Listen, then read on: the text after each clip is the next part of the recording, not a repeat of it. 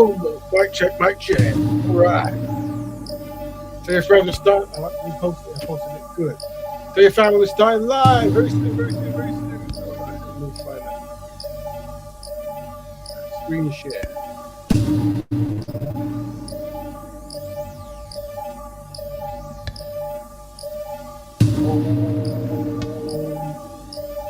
Boom, boom, boom, boom. All right. Well, I did that quite sharp that one. I should have just gave a better fade, but what are you going to do? DJ. All right. Tell your friends and family we're live. The Black Bear Broadcast. I am your host, Rap Raven. Let us see if this is working.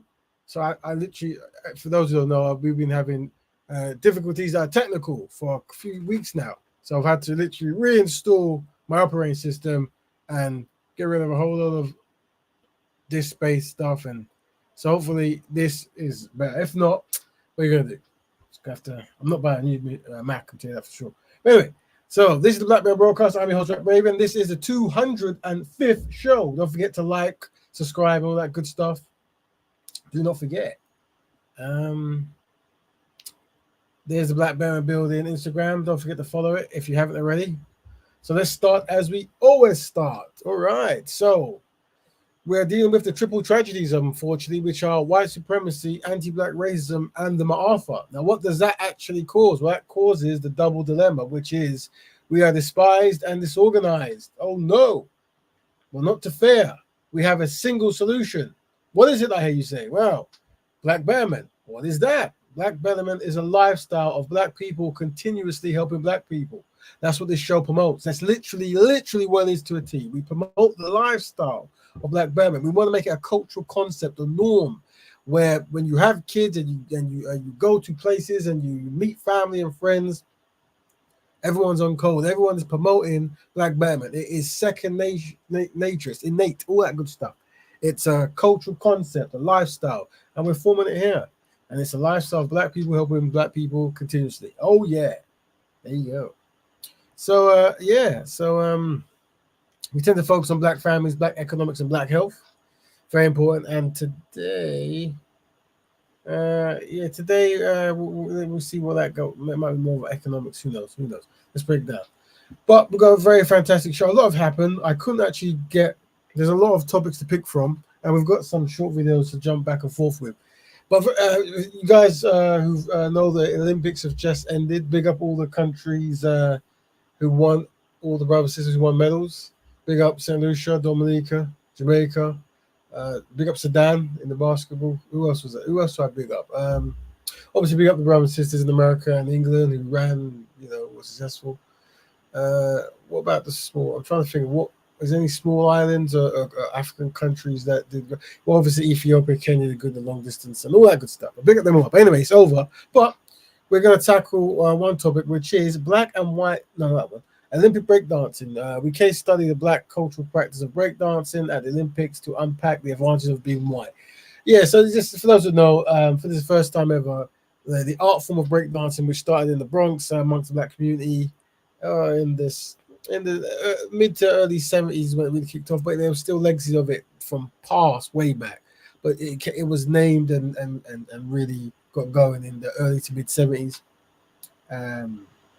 It was the process that allowed, I would say, black people to interact with non-black people. One of the first would have been non-black Caribbean people. So the Puerto Ricans were quite early to jump on breakdancing, and they dominated quite a lot, some of the people. It's gone around the world. And I think a lot of black African Americans would go to Asia and train in Asia. And I think that in that Olympics, you see that a lot of the Asians are dominating it. But then there was an incident where there was a Australian woman. So we're going to cover that and see what unpack that. And also, the second topic will be black and white South African models. We case study South Africans' reaction to black and white models. So a situation happened where there's a deaf white Afrikaan model in South, and she was going, I believe it's for Miss South Africa. And there was also a black born South African model whose parents were actually not from South Africa. They were from, I want to say Nigeria and Malawi, but I could be wrong. So we have to break that down and listen to it a bit.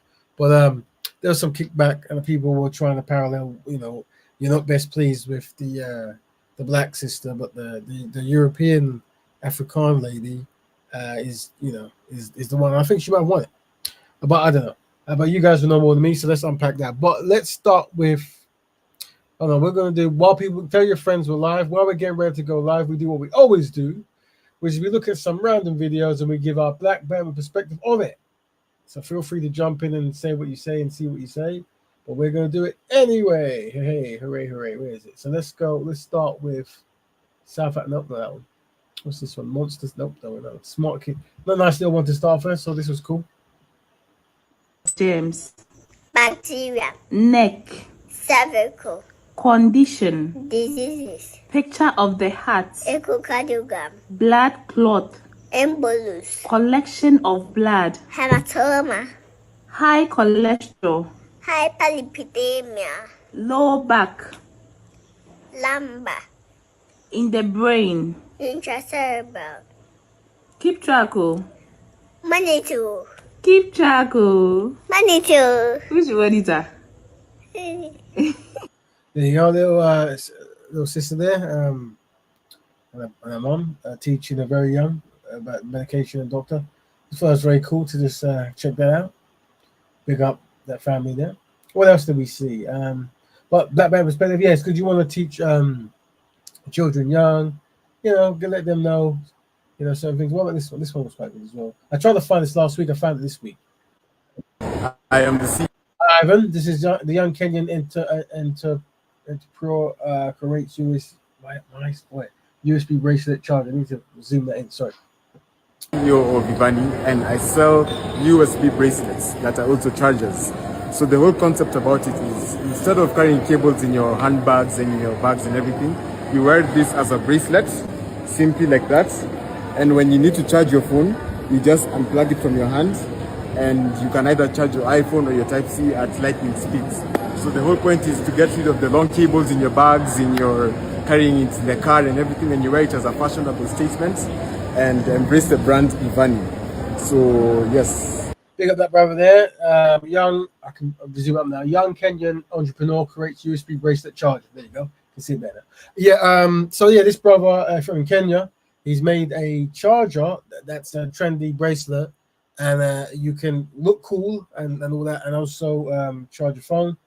Yeah, hopefully that follow that brother around. Sounds like a good idea. I'll support definitely, even if there's other variants around the world. I have no idea, but even if there was, we'll support that one. So big up that brother there.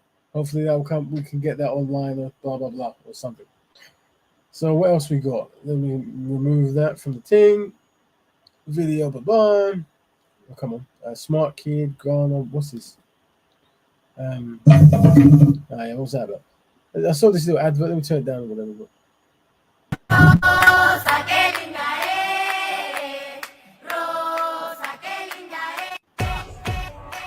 Yeah, I think it was an advert for a Ghanaian fashion or something like that, and I think it was kicking off in the comments because they've used a European woman as the model. Would have been good if they used a sister. Would be interesting if they use a European man and a African woman, or a black or a Ghanaian woman or whatever. But because that would have, I think sometimes, I don't know. I don't know if it's a branding thing, but it would be good to see sisters in, this kind of stuff. But yeah, I just thought that was, what was that about? Anyway, what was we dealing with? Let's see, Ghana brand, South Africa setting out, grateful birthday. So this was about a black brother who never knew his birthday or something. Here, how did you celebrate them? That would be a crazy question. Why is that a crazy question? I never celebrate them. I never know it was my birthday. Happy birthday! So when the song started and his mom appeared with that glowing tribute, Abraham was overwhelmed. When I see the cake, I thought that is the most beautifulest thing I've ever seen. The birthday cake. It's not just a birthday cake. It's a blessing cake. A blessing cake. And what a blessing it is that once a year, friends and family gather just to honor our existence. Most of us take that for granted. Yeah, no, was this, maybe the black guy from Africa, black kid, adopted by the savior kind of parents. You see a lot of that. I made my algorithm just because I clicked on one, you get all of them. But yeah, this kind of thing, and he never had a cake to know his birthday. Now he's having the cake on his birthday. Yeah, all right, cool. Okay, I don't know. It's, you're more likely to get these kind of videos and these discussions rather than why do you feel it's necessary to adopt him in the first place? What has happened to his country to make him have to be adopted? All this kind of stuff. And what role does the outside world play in that? You get more of these kind of, you've given a cake and you adopted it. Oh, interesting. Okay, whatever. Maybe I'm just hating. Maybe that's what I'm doing. Maybe I'm just hating. I'm sure that's what it is. What else? A black man loves. What about China? Nah, Steve. Yeah, we saw Steve Harvey. I think he started this thing here. So let me give you a bit of context. As you know, Kamala Harris and Donald Trump, they're running for president, and Kamala Harris is trying to get the black votes, and a lot of black people want to vote for her, and they're using the black girl kind of magic thing. She's, her father might be like Jamaican with African and Indian heritage, or just Jamaican. I don't know if he's. I don't know. I think he identifies as Jamaican or something like this, and her mother's Indian, who identified as white on the passport, but that might just be, I don't know, here nor there. But they're trying to get the black vote, and there's a movement of saying try to get either presidents to actually pronounce a tangible thing for black people, and you'll get a vote that way, or you get the vote that way. But a lot of people, they don't really. I think a lot of them, they're more fear tactic, like they're scared of Trump coming in, so just vote for her. And I think she must have went on Steve Harvey's show, and I think this is what he said. Let's have a talk. Radio show, and before y'all start calling my radio show and DMing me, talking about why you ain't asked no hard-hitting questions, that ain't what this is. I'm throwing a lob. This is an alley-oop for a dunk, because this administration needs to get the word out of what they're actually doing and what they're actually accomplishing, so we can stop all this foolishness about what you're doing for black people. Can't nobody come out with no agenda and call it this for black people and expect to get in the White House. You got to play the game different. Y'all know what this is. So now this next question is another lob for her to dunk. Because they done a lot, man. But we see, I'm on this radio show, and I'm hearing all these people talking about, I'm not voting if they not doing nothing for us. Listen to me. If you do not vote, the analytics will show. They know how many women vote, they know the age you are when you vote. If we don't vote, how are we going to ask for something next time? Yeah, so I mean, obviously, bring up the African American community. That's definitely not good advice. I think what the community from the grassroots are trying to do is to try to leverage their vote with action. And there's a consistent, historically, in the African community where politicians can either use fear tactics of someone else getting in, or maybe just offer certain stuff like reviewing police brutality or something like this, or try to get people, try to review drug, kind of offenses. But when it comes to actual things that black people are asking for, and one thing they're trying to ask for is they're trying to start the reparations conversation, and obviously they're being ignored. So this is not it. Big up everyone in the house. Let us know who's in as well. So yeah. But I don't know if the brother has friends in the White House or he's been paid to have a certain narrative, but it's very you will not see this behavior in the Jewish, the Asian, the European, the white. You will not see it. And this is one of the challenges you're going to face as a black person, where comedians, musicians, and sport athletes will be the face all over the world. And that could have been good, like back in the old days where you had like Bob Marley and Muhammad Ali. Now, when you break down Bob Marley was connected to the Rastafarian community, who just by their very nature is very political, aware, and savvy. And obviously, brother Muhammad Ali was connected to the Nation of Islam by their very nature; they're very politically savvy. So that's why we want to have that kind of Black Betterment is that as well, like a very political savvy, a very black focused concept where everyone knows what they should be doing and should be on the same page. But it's like, yes, we're gonna use our vote as techniques and stuff, right, or strategies. This Harvey has already admitted his voice can be brought. He's handling and Monique on his show. Oh yes, when he was with Monique and she tried to ask him, "Why didn't you defend me?" And yeah. So I don't know. I do recommend you try to maybe depower such brothers and sisters who behave this way, and let them know that this is not it. So anyway, that was that. Yeah, let's carry on and see what other videos before we start our fantastic show. Don't forget, tell a friend, we're live. All right, but what have we got any others? I'm gonna soldier. There was I don't know much about this story, but there was a sister who was a soldier and she was abused of some. I didn't really. I was gonna make it a topic, but I kind of didn't get the information in time. But we'll play it one last. But let me end on this before we start. This is quite important. Dr. Umar versus Tommy whatever. So with this, like I was saying, stop for a minute. Big up this brother. This is Tommy Davidson. He disagrees with Dr. Umar, and this is about marriage and this kind of stuff. This is a very talented comedian, bro. Another comedian, very talented. And I think he fell in love with a European woman, and I don't think he was best pleased that some of the things Dr. Umar said. But remember, I was going to tell you that when it comes to more so black men as well, when it comes to if you want to see the best poetry in the world and the best kind of like whatever a person really trying to attempt to do it, it's when a black man is trying to explain why he doesn't want to marry a black woman, and what happens? I think Dr. Umar is now trying to straighten out the society and the community to let them know that the hierarchy should be black man, black woman, and this hasn't been done consistently, so it's quite shocking. But this brother, I don't think he was best pleased, or maybe he was just in his feelings, and I think they said this, but the way the brother responds and speaks, this is what you see. But let's have a listen before we jump onto the other topics. You want to have a conversation with Dr. Umar? No, that was supposed to be between me and you, man. Oh, my fault. My bad. No, he's not here.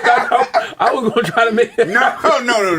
No, because he made a comment that he don't respect any black man that get married to a white woman, and I was just he's a doctor, so I was like, hey man, watching that,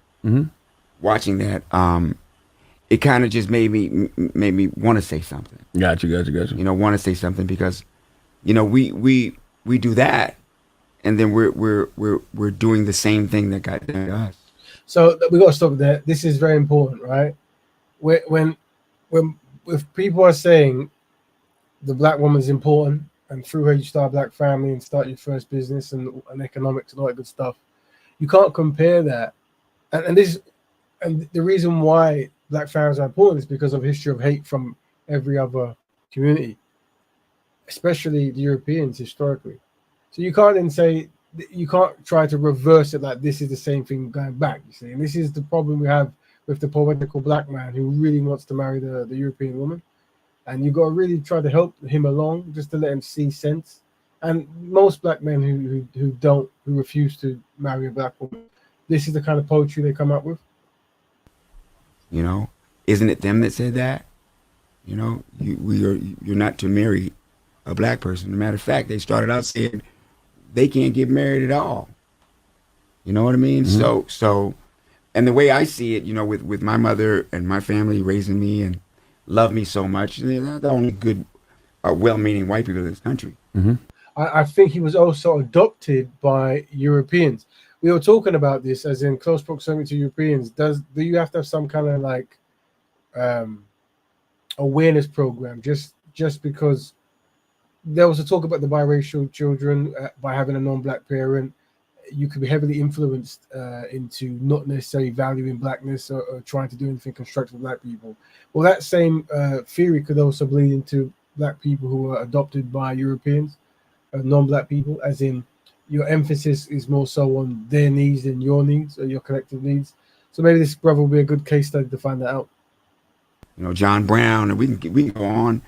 You can't go on. He named a brother called John Brown, a European gentleman, He died trying to free black people. I don't think he believed black people were equal. He just didn't think that black people should be enslaved. But either way, anyone who dies to try to free a black person has to be respected, regardless of the backs and forth and stuff. But if you're going to say name names, you're pretty much only going to have one name to name, maybe two. There was an Arab guy, Muhammad something, Ali something. I forget his name, but the Zanj, what do they call it? The Zanj Rebellion in the round about the Middle East kind of places. That there was another non-black person who led people for freedom. But cool. Big up Empress Christy, very important contributor to the show. And on and on and on. So we start that discussion with us. Brother is called Tommy Davidson. He's a famous comedian. He is actually quite funny.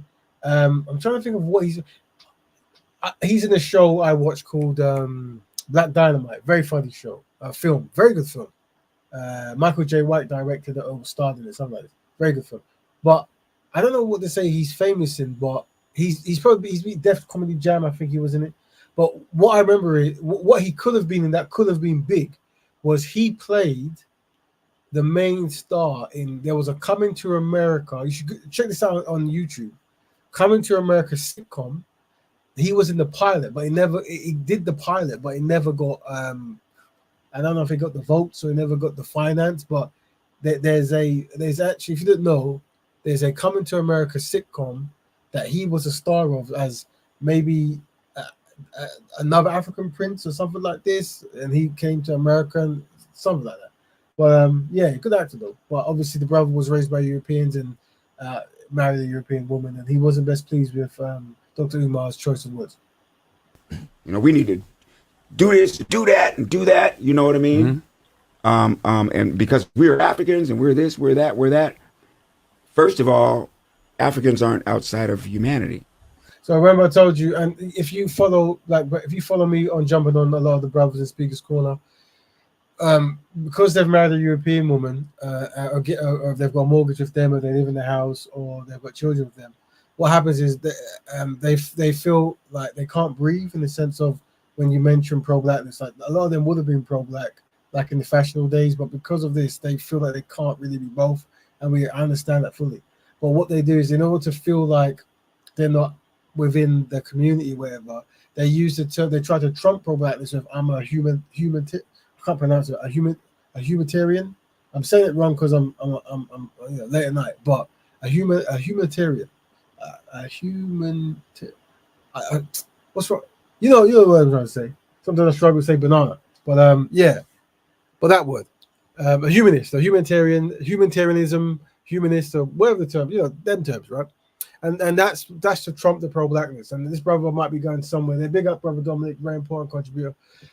This brother might be going there. And we're all human, this kind of stuff. Right? Remember I told you, whenever a black man doesn't want to marry a black woman, you'll see the greatest poetry, the great humanitarian. But I'm reading, but I can't pronounce it. A humanitarian. Yeah, thank you, sis. So you're going to see the greatest poetry when a black man doesn't want to marry a black woman, and then obviously he wants to marry the daughter of a European man. We're a part of humanity, and we're an essential part of it because everybody walked out of Africa. And naturally, when I read the comments, the same thing happened. People were applauding him, black people applauding him, and blah blah blah. And obviously there was the pro-black people saying, what's going on here?" But I always say, forget all that. What does his European wife think about reparations? And that's usually where you want to start, because what happens is, what I'm trying to demonstrate is Europeans, Arabs, Asians, non-black people, they think as a group, they're collectively adequate. And regardless of how much they love you, at night with the kissing and this kind of stuff, they think as a group. While black people think as individualists, and this is what this brother is doing. So hopefully the case study is making sense to you. And change colors based on geography and where they were. Mm-hmm. So at the root of mankind is Africa. So, if we trip on color, we're tripping on ourselves because it's just really a mirror of us anyway. Mm-hmm. And I grew up in the 70s, right? So peace was in style in the 70s when I was a kid. The hippie era. Yeah, The Vietnam kids were coming back from Vietnam, and women were getting their rights, and there was busing and all that stuff. We're years and years away from that, and now we're on a march. You know, I just really Yeah, so the brother that's all the video, but the brother didn't actually say anything, and you have to forgive the brother because you know, he's caught off guard, and that's what happens when you promote black love. It comes hard, the mouthful, and the poetry just doesn't come. But very important there. I don't know how popular black love is in the sense of me speaking about it, like if it's like a taboo subject or it's something that people don't want to hear. But through the research I've done throughout the years and all the knowledge I've amalgamated and studying some of the greats and stuff, I say it's a primal concern, a request, a need that black men become constructive and partner with black women. And this is a fundamental first. And when we say black people are collectively inadequate, it's because we haven't mastered that basic tendency, that basic stuff. So that's why this brother's a good actor and he is loved. But we must always correct him and say, no, brother Umar is correct when he says marry black women. Yeah. What we want to do is you can't predict, you can't make a person marry who they don't want to marry, right? Whatever. Do what you want to do. What I would suggest is, regardless of who you marry, you go, I recommend that black men become constructive and marry black women. However, I haven't done this. That's it. No poetry, no we're all from Africa, no color has no love or whatever. None of that stuff. Just say, look, constructive black man, constructive black woman, it's a constructive black family, but I don't do that. I think that's the greetings, Sister She Reigns. I recommend that. So anyway, that's the roundup. Now we're gonna look up. Let me get rid of that video. Now we're gonna look up the actual topic of tonight. Present. Hold on. Stop share. Oh, there it is. Yeah. So let's start with the first topic. We're gonna big up Brother Kane. We're gonna go to the second topic first. Olympic breakdancing. We case study the black cultural practice of breakdancing at the Olympics to unpack the advantages of being white. So, for those who know, there was a lady called Ray Gunn. I think that was her street name or what it was. 36-year-old, married, kind of teacher or something. And she got the opportunity to breakdance and represent Australia. Now, I think they actually stop all videos being played, so I don't have any videos, but hopefully if you've seen it. Basically, the consensus was she wasn't that skillful. The judges gave her no points. This is the first time breakdancing was at the Olympics. They've got rid of it already. I mean, I don't think it's down to her dancing, but some people say it was. But they're not going to use it next year in America, which would have been the perfect place for it, really. But I think an Asian woman won it. There was some Slovenian woman with a do-rag on, spin on her head and stuff. But people were wondering how this woman got in, but let's see just, the case study of this. And we can unpack it. So, which one is it? Is number 2? Hold on. What's this? Hold on, is this one? Now, yeah, let's just look at this business and then we'll see that business. Oh, hold on. Vigilante, why would that be B? Break it down. Silence over the criticism of her Olympic routine after the Australian breakdancer, whose real name is Rachel Gunn, raised eyebrows for her performance at the Paris 20. That is a move. You can see the screen. She did a kangaroo move where she tried to imitate a kangaroo. I think the issue was she was doing this kind of creative quote unquote stuff like rolling on the floor and kangaroo, but she didn't actually do any breaking. And people wonder how did she get in. But something to think about is the most important case study is this is a woman who isn't talented at this art form that started in African American communities. I don't think there was that many African Americans there at all, and that's something to unpack another time. And if you do an art form where people get good at it, so be it. So the Asians seem to be dominating around the world, I think. But this individual story. I don't know her history in breakdancing, but yeah, she wasn't really equipped. And but what I'm more going to be fascinated is, even though this might be tongue-in-cheek, trolly kind of stuff that happens, I suspect she'll get a book and a show and finance by being not good at something. You see? And this is something that so the black art form, hold on, why is this go away? Stop. So sorry that my Mac just came on, started asking me questions. I have to get rid of it. That sounds very weird. Was it called? Is it Shiva or what's it called? The Mac Talk Show. I forgot the name of the woman. Whatever that thing. Just keep popping up. Anyway, Yeah, what I was saying. So yeah, so the African American art form, this individual from Australia has no experience that really is now in there. Yeah, it happens, whatever. But it wasn't the best thing. She made no points, but I suspect she's going to be given a whole lot of like time and effort and stuff. And this is a pattern we see, where you don't, you can get famous just because you're, a white woman. I guess I don't like using that term, but I don't know if this was, other way around it would necessarily work. But there's a case study. Who knows? Anyways, Karen, listen to the thing. 24 Olympics, she's now pushing back on the hate, explaining the reason behind her performance in a press conference per ESPN. Quote, I was never going to beat these girls on what they do best, their power moves. What I bring is creativity. Reagan's August 9th performance went viral for its unconventional, simple moves, which earned her 0 points from the judges. And while breaking is judged on creativity, personality, technique, variety, musicality, and vocabulary, many users on social media pointed out the lack of difficulty involved in her routine. Still, Rachel maintains her skill, adding, all my moves are original. Creativity is really important to me. I go out there and I show my artistry. Sometimes it speaks to the judges and sometimes it doesn't.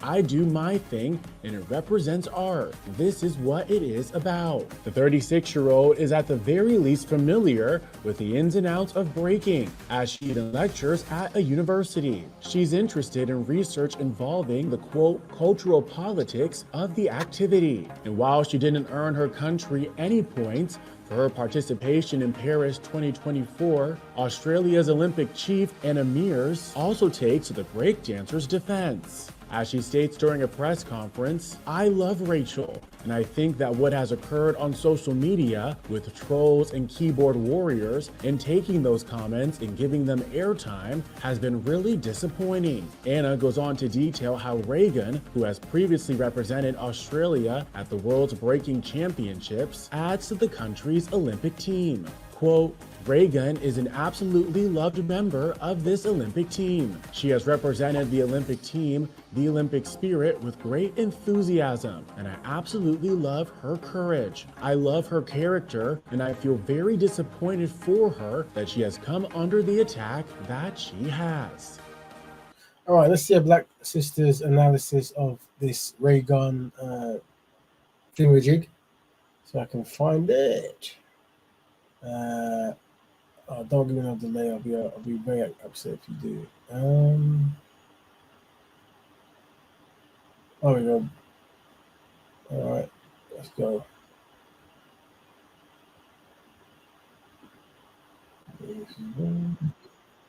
Involved in a culture, and your experience was learned through YouTube videos and films, and you tried to put on this show and be a part of something that you know nothing about. So let's talk about the appropriation of b-boying, known as breakdancing. Now, for a little context and background, b-boying was created by African Americans in the Bronx. However, the term was coined by this man, who's a Jamaican man who went to America. He used to play music and he extended the breaks. This is when these boys would come out and start top rocking and doing dances, and he called them b-boys. Now, b-boys were often at the bottom of the socioeconomic ladder. They were from deprived communities, but they had rich culture. The problem is that rich, mostly white men now started to see b-boying as a commodity, and they'd create these big competitions worldwide. This is Battle of the Year, which started in 1990. Now, these international competitions would see b-boys from all over the world who just watch b-boying on TV and could relate to it come, and they'd compete for a lot of money. Now, you might be thinking, well, that's good, it brings people together, it unifies people, etc. Yeah, it's good in a sense. However, it alienates the very people that created the culture and the rest of the Black African diaspora, until you're finally left with this kind of nonsense. I mean, 2006, 2007, around this time, you had endless amounts of films with pretty much all white leads, black and brown people in the background as dancers. But the sentiment is that street dance or break dance was now cool and it was now mainstream and anyone could do it, and all of a sudden you've got these white girls and white guys who know nothing about the culture but they want to do the dance. And I don't particularly have a problem with that. I think my issue is when people don't apply the culture to the dance and appreciate where it comes from, and then they just take up space, further alienating people who it should really help. And that's without me going into how black women are treated in the scene by both black b-boys and everybody else is absolute misogynoir. Now, pretty much because of this lady, b-boying is not going to be in the Olympics in 2028. It's already been taken out and replaced by cricket. However, I do think she's done us a favour. B-boying is not a sport. I don't know why it became a sport. And the people who will give opportunities to will not be black people. Your sister there, good analysis, very good analysis there. So yeah, that's the whole Ray Gun debacle. Breakdance from Australia. Yeah, there you go, Deliodo. There you go. So that was topic one. Let me pull it up so you can see everybody.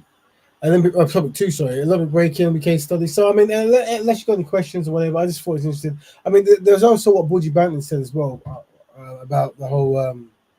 Might cover that next week or so, I don't know. But he was talking about Afro beats and having more of a political agenda in there, and people had their opinions about that. So that was an interesting thing. I do agree that you want to get as much a political side to new music, especially from black artists all over the world. Very important. But yeah, so now we're going to move on to the main creme de la creme kind of topic, which is we've got quite a lot of stuff on this week. Black and white South African models. We case study South Africa's reaction to black and white models. So yeah, this dynamic of there's a black-born South African who has a parent who's not from the country, and people didn't want her to represent. It was kicking off on the internet, and people were saying like, "What's going on in South Africa?" And I even made a comment that we need to case study this. Like, it seems like South Africa should kind of have a different stance, but they don't. But then, who knows? Let's watch some videos and see, shall we? So what one should we start with? It's South African self-hate. Is that what's this one? There is no. Well, this woman just made a comment for them. This is random stuff, but I put that hate themselves like black people. Why do you put on Indian human hair? Can I ask? You know how we get that hair? When nothing goes right in the life of a Hindu person, they go through a ceremony called Tansho, where the priest in the temple incantates all the bad luck they are facing onto the hair, because for them to cut hair is such a taboo. But so that it indicates a new phase of metamorphosis, they shave their hair clean. They used to burn that hair because they understood they're burning all the bad luck, until they realized the stupid African woman wants to put it on their head. So you buy your own bad luck and you put it on your head. Sister giving her analysis there from South Africa. I thought I was put it in because she's South African. But we are doing self-hate. She's talking about one perceived concept of self-hate. Where's the other two? South African self-hate. South Africa. Yeah, number 8. I think, yeah, that's first one. My name is Mia Logo. Hi everyone, my name is Chidima Vanessa Onwe Adechina, known as... Let's go back. So the first lady you see, if you are watching, is a European woman. She's got a speech impediment, or maybe a hearing challenge, I believe, could be wrong, on some level. And I think that maybe that is something where the black South Africans were, because as you know, black people have a supernatural kindness. You know, you can drop kick a black person, you can throw them out the window, you know, they'll ask you how much to fix the window, you know, that kind of stuff. And so with this a history of all over the world, black people seem to display this supernatural level of kindness. So maybe this is to do with that, I don't know. But maybe I'm just wrong. But and then the sister that follows is the sister who they're not best pleased with. Hello South Africa. My name is Mia Logo. Hi everyone, my name is Chidima Vanessa Onwe Adechina, known as Chichi. I'm an official Miss South Africa 2024 finalist. Earlier this month, a petition emerged calling for the disqualification of Chidima Onwe Adechina from the Miss South Africa pageant. Now, the 23-year-old is a beauty queen, of course, and it emerged that she was born to a Nigerian father. She has withdrawn from the competition. Is there still reason for you to pursue the court case against her? No, there is no reason to pursue. In fact, we're going to court to ask the court to do precisely what she did, to order her to withdraw, to interdict her from participating. So yeah, I think they wanted her to leave, and then I think this European lady won it, Afrikaan, I should say. Let's go to number 2. B. What's this one? See what this one's saying. Some of the changes you would bring to South Africa as a nation. Good luck. We are leaving too many South Africans behind, and I am here to teach the included how to be inclusive towards the excluded, as well as empowering the excluded with tools so they can reach their full potential, because our country is at its strongest when it is unified. Thank you. There it is. So I think the lady said she wants to tell the included to include the non-included. Assumption would be she wants to tell the white people to include black people. That's a very taboo topic to use terms like white and black, apart from when you're highlighting black people struggling and stuff. So that's her speech, I think it was. Let's see what else we got. Let's see, number C, mother. What's this one? Evidence that exists that fraud and identity theft may have been committed by the person recorded in Home Affairs records as Chidima Adechina's mother. Remember, her father is Nigerian, her mother South African of Mozambican descent. That South African identity now has a question mark over. But I think what is important, that Chidima could not have participated in the alleged unlawful actions of her mother, as she was an infant at the time when the activities took place. That's the point. We live in a society where social media has become a reference point. And that's going to be the end of us. Nothing on social media referred to this woman having stolen, this woman's mom having stolen someone's identity. None. We know that now because Home Affairs has investigated. Yeah, she's not her parents. She's herself. She was born here. So yeah, the sister was born, and maybe her mom did something nefarious. I don't know, but it's very peculiar. You could ask. So this Afrikaan woman. So let's just say that she's born there. Let's say she's born from Nigerian parents. Okay.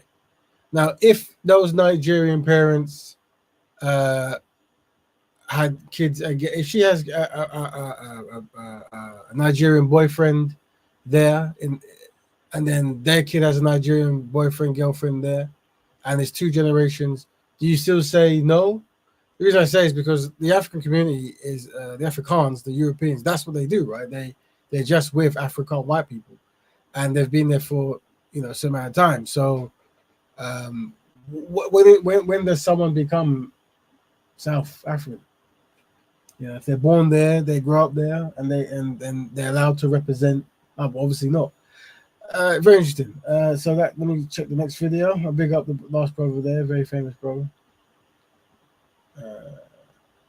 Where is my machine, man? Stop messing me around. South African and brown. This is a woman giving her opinion.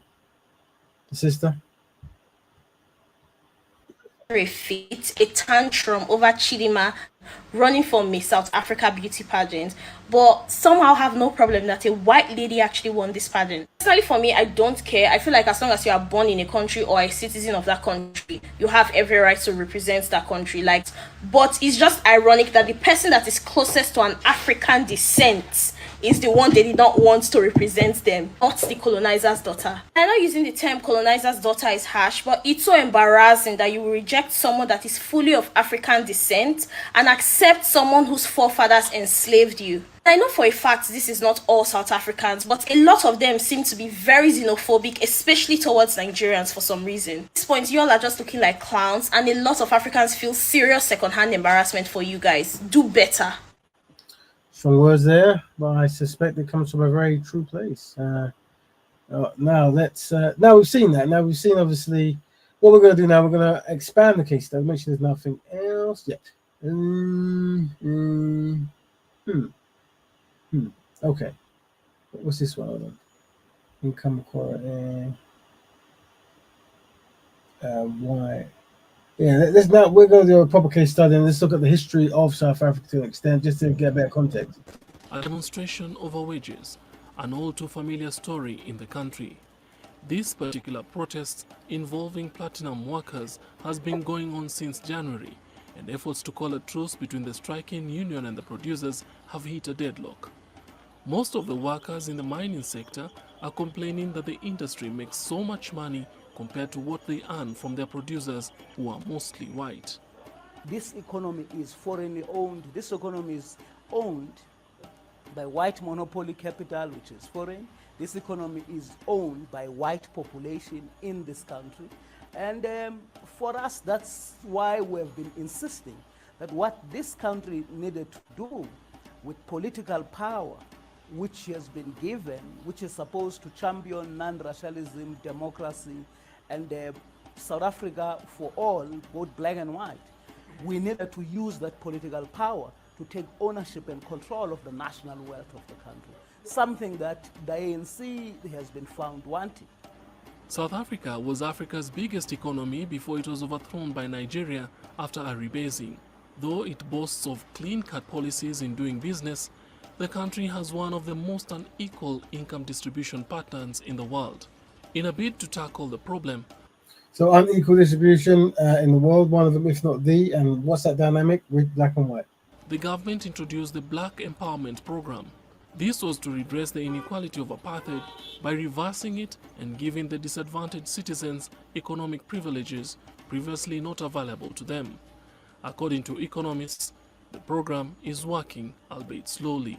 Very few Africans or blacks are benefiting directly from that economy, precisely because ownership patterns again are still unresolved. The oligarchy in terms of the economic dominance, it still resides with the few, your Anglo-American, the financial institutions outside government control.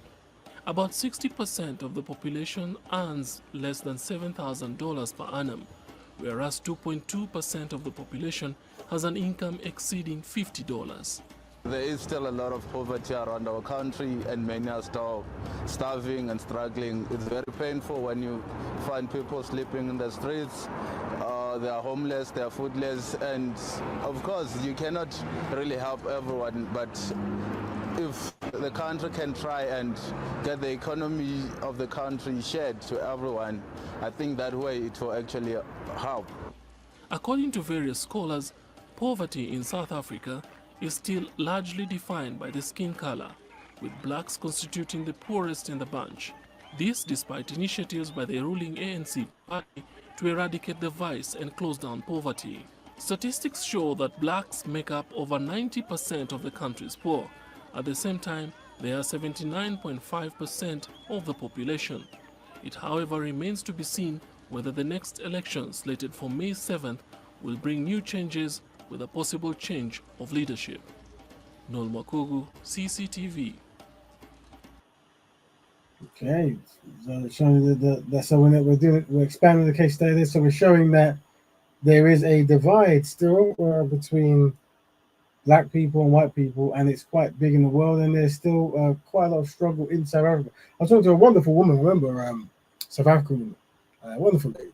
I think it was at the theatre, I remember. We were watching some kind of play. And I think she overheard me say something, and she says, "No, man, South Africa's fine." I go, "Well, you are South African, so I hate to speak for you because maybe you can educate me on this."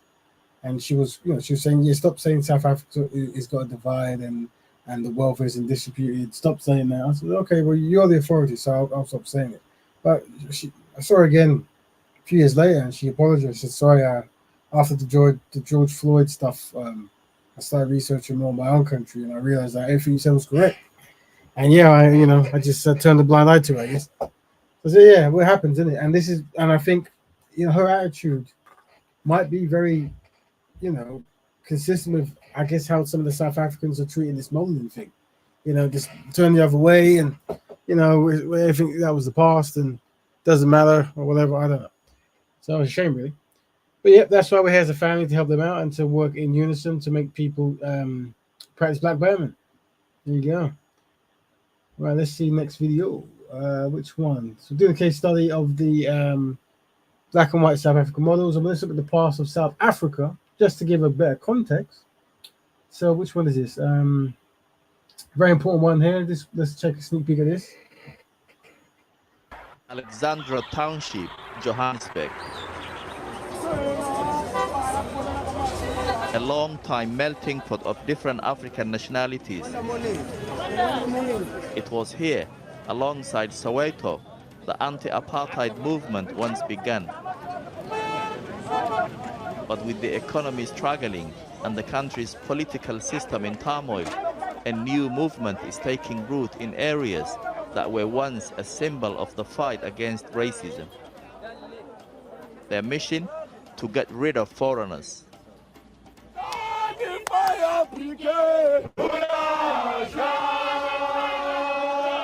They call themselves Operation Dudula. In Zulu, it means force out.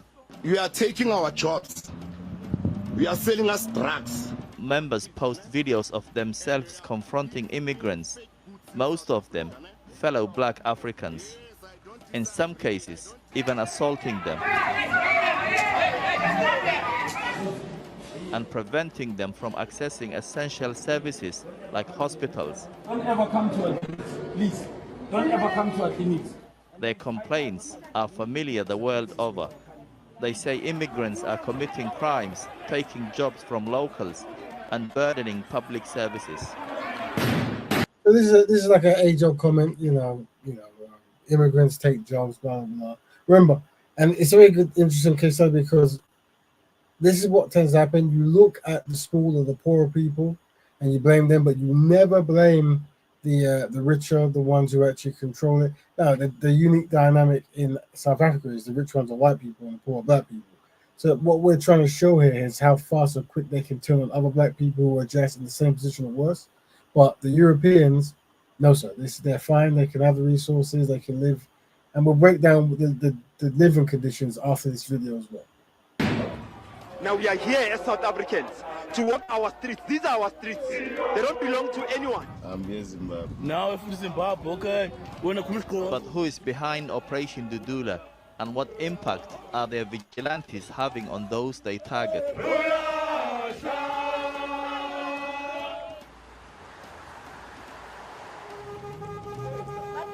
I tracked down one of Dudula's founders, Keti Chia. He agreed to meet me at the local marketplace. Here we're in Alex and Pan Africa Mall, the economical hub of Alexandra. So these foreigners, you say, they don't follow the rules? They don't. They don't. Most of them, they came illegally. They are taking over as such. He introduces me to Charles, a powerful man here, known locally as the commander. He says business is suffering because foreign traders are undercutting prices. Ask this boy how much is his milli, he says 10 rand. You go to that South African, they ask her how much is her milli, it's 12 rand. Despite the evidence I have seen online, Charles claims Dudula only targets immigrants who break the law. We are born and brought up in South Africa. There's nothing else we can do. You understand? So we South Africans, we are here to stand and fight for our rights. Isn't that the government's job? Why do you have to take the law into your own hands? We don't take the law into our own hands. We try to help the law because they are not doing their duties. We are trying to clean, that's all what we are doing. So if we want to clean our township, we'll clean our township. While we film, the marketplace is calm. I get the impression that some people are scared to talk with Katie and the commander around. There was violence here the previous day, and one trader speaks up. They search foreigners, they beat foreigners, they take their stuff, they go to inside Alexander, they took their food, they eat in front of people. How can we just leave things like that? We are Africans. Medical facilities like this clinic in Johannesburg are a common target for Operation Dudula. Members physically bar those they deem to be illegal from entering, spreading fear and intimidation among the patients. Exactly, you have so much disdain for people who share the same continent as you, but hype up for foreigners. There you go. Big up, Rich. 1, 2, 3. I'm keen to hear what immigrants themselves think about Operation Dudula, but when I visit the same clinic, most are afraid of talking on camera. So you're scared of Dudula, you can't talk? Can we ask a few questions about Dudula? No? Inside, we find someone who is willing to speak to us. Were you here when the Dudula guys came? Yes, I was there. Jamila, a Kenyan who is in South Africa legally, says she had to flee when the Dudula vigilantes turned up at the clinic. So when I start standing outside the door, it's like you're not going in. I get scared and I ran away. I went back. There's nothing I can do. Yeah. Were they violent towards you and aggressive? Yes, they are. They wanted, it's like they want to come and beat us. Jamila says she was attacked by Dudula members last year as well. They start hitting me. They hit me on my head. I start fighting, shouting, but I couldn't do nothing. They put me under the chair, step on me, and put me a knife. It's like, what do you want from me? I'm a black woman. I can be your mother, your sister, you're a child. Why are you doing this to me? Just shut up. You're a foreigner. With xenophobic violence on the rise, the South African police have warned immigrants to be vigilant. But for now, it seems they are doing little to stop the Dudula's spread. And here we have descendants, right? Yes. At a local school, I meet students, most born in South Africa, but with parents from countries like Nigeria, Democratic Republic of Congo, and Zimbabwe.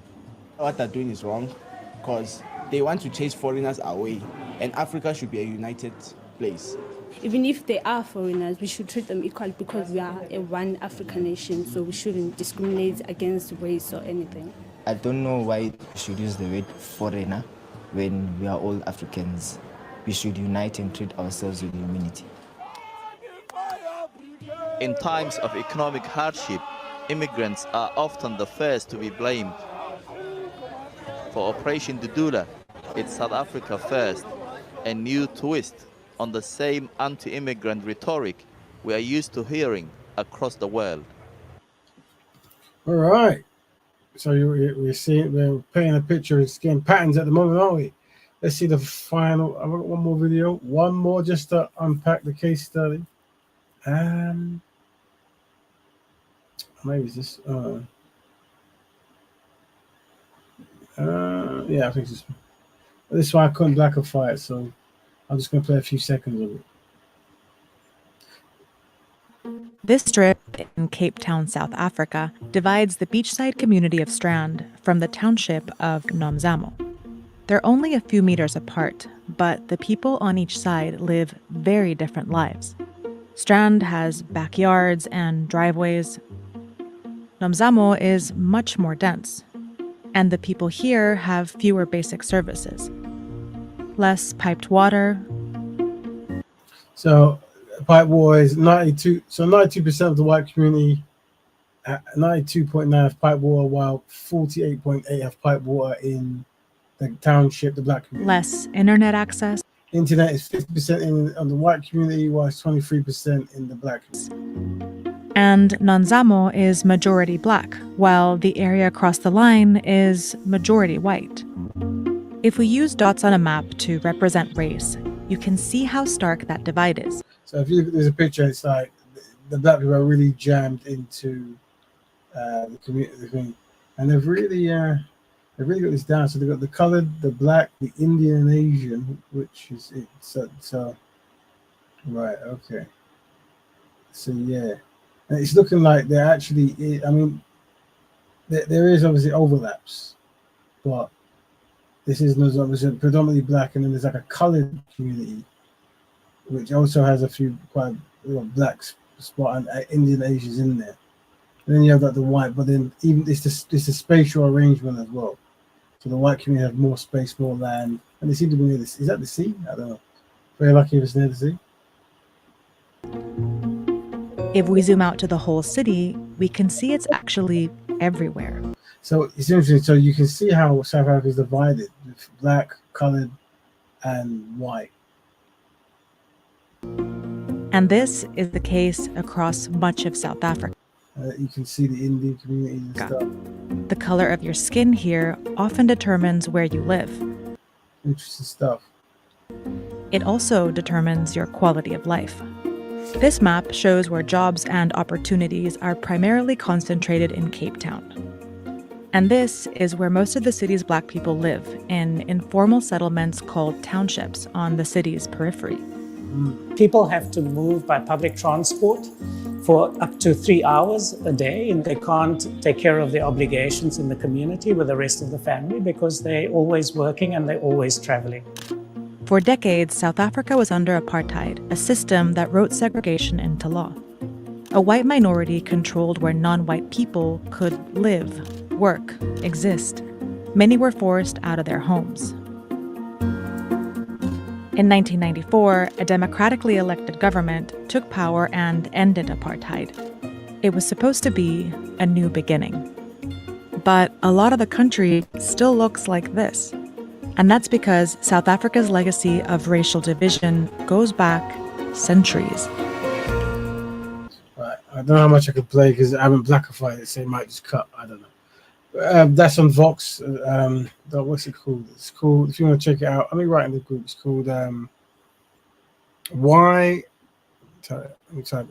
South Africa is Still Segregated. All right. Oh man, I've got some stuff open. Let me type it in the group. We'll get rid of that. Hopefully that will speed up my internet. I mean, maybe my net is on its last legs, my Mac, to be honest. Who knows? All right, but family, I'm gonna try to get some work done. You know, well, so let me do a formal conclusion. So yeah, that was us looking at black or white South African models, and we did a bit of a case study going back to show that the legacy of white supremacy in South Africa is still there. They're still segregated based on the color line. Unfortunately, the black community are blaming other black people. There's still segregation, blah, blah, blah. There seems to be a merciful thought towards white people, while black people, they're much more harsh. But historically, white people were more harsh with black people. They still seem to be segregated, and the black people have to travel a long distance to get work in the white communities or the better communities. And the black area seems to be highly concentrated and underfunded, and then they're surrounded by slightly better with the colored, which is the history of black people with European people, the offspring, or just any kind of mix going on. They call it colored, and they're the next, I guess, and then maybe above them might be the Indians, I guess. Much more short in population, but probably slightly better off. And then obviously above them would be well, there might be Asians as well, but they might be too small of a minority. And then they have the Europeans. I know that. I think they put the colors and the Indians inside the black concept when it comes to trying to fix the economic structure. And I think Asians were called honorary whites, so they were acknowledged as Asians, but they were given the privilege of whites when they came to South Africa. So yeah, very important stuff there. This is all us just going the deep end, trying to unpack the mindsets of the South African brothers and sisters who weren't best pleased with the Malawian Nigerian model who was born in South Africa, but seemed to be best pleased with the the Afrikaan. I mean, I think I did see some harsh tones in the comment section, like mind your own business, and you wouldn't understand from alleged from black people. But I definitely invite any South Africans to have a conversation with us here. I think I sent out some invites, but usually people don't, different time, other than it's not interested. So yeah, also I came across a woman's page, random just changing it, a sister. Because I remember I'm making a database of people I'm going to reach out to try to help them out or to get them on the show. And a sister came across who, see if I can find, I'll send it for you to follow her. What is it called? This black, let's type database. Database. Let's see if it's in there. Black active, it might be Black Podcast. Let's try. So it's called. It's called. What's this? Let me read that. It's called Yard of Greatness. Look at it. This sister, she sets up talks and helps for black women and stuff. I'm gonna reach out. I saw a couple of podcasts on another show I listened to years ago, but like I said, one of the things you always want to do is if there's any person who's trying to help black people, if you can offer their help. This is a Black Betterment concept. Try to utilize your skills to help others. Try to form teams, be organized. See anyone who's doing constructive work, offer them assistance, see if you can help them out. So I'm going to approach your sister. So follow her. She focuses on helping black women. She's based in the UK, by the way. Black women, come to terms with racism and and historical traumas and stuff. Big up her. So don't follow. So on my list so far, I've got 3 people I'm reaching out with. But if you've got any constructive black channels you want us to reach out, network with, or help them get to the next stage, or vice versa, let me know, and we should make it so. Because like I said, this is the concept. The concepts are you are the change you want to be and see. EP. So reach out to constructive black people and offer guidance and help or collaboration. And yeah, make it a lifestyle cultural concept. So don't forget to follow that sister there. But there's anyone who wants to, did we say we're gonna play anything? Nah, I won't play anything else. I need to do some work. Should go to bed soon, really. But yeah, let me offer that to the family before I go. So anyone any questions? Anyone wants to jump in? Now's the time. If not, we've done our hour piece. So if there's no one who wants to have an update or a talk or what's going down in town or anything like that, then we shall end the show. But let us know. Just checking my stuff here on Spider Woman or Spider. It's not Spider, Soldier. So you can tell I'm sleepy. Well, I'll save that for another time. That one. But yeah, just don't forget to tell a friend, subscribe, press the bell so you're reminded, and follow that sister there who I've posted. She's helping black women. But yeah, I'm off and I'm tired. But anyway, so quick roundup. We covered black and white South African models, a case study of black African reaction to black models. We show that unfortunately there seems to be a kindness towards people of European descent, but less of a kindness to people towards African descent. That makes sense in the context of white supremacy, anti-black racism. But we understand this. Funny enough, you know what I should do? What I'm going to do as well, I'm going to start putting quotes in the video. I was listening to Francis Cresswellskin on the Cows podcast this morning while because I was throwing away files. I was looking at stuff I've got stored, and I was there. It's very important to hear sisters, and now she's obviously an ancestor. Talk with clarification and commitment and conviction. It's very important because when you listen to when you're surrounded by so much unsynchronized behavior, sometimes you could be completely befuddled. And sometimes, and it's always good to listen to someone who knows what they're talking about. So definitely big up sister who's an ancestor now, Francis Cresswellskin, as well as Lily Junior Fuller, Claude Anderson. Obviously ancient, Khalid Abdul Muhammad, Louis Farrakhan still around, Elijah Muhammad, Marcus Garvey, trying to think of who. Emos Wilson. Matter of fact, let me just, have I got it there? What's this one?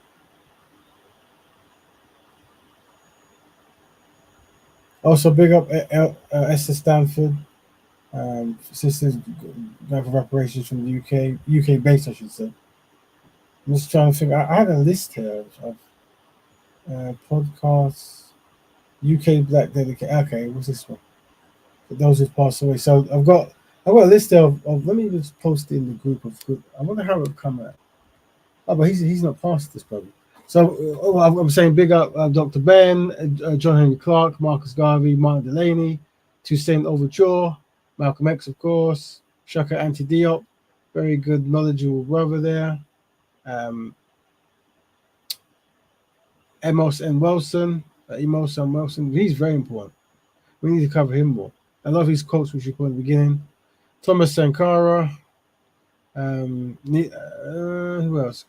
They're still alive, so but yeah, I can still be more. Who else? All right, cool. Who's this? Right, got it. Anyway, but yeah, anyone who wants to cover, let us know. And blah blah blah. But I'm gonna go. So family, it was good. Until next week, Black Betterment. You guys are important. Without you, what would we do? So, till then, tell a friend to be a friend. Black Betterment to all and to all Black Betterment. Oh yeah. See ya.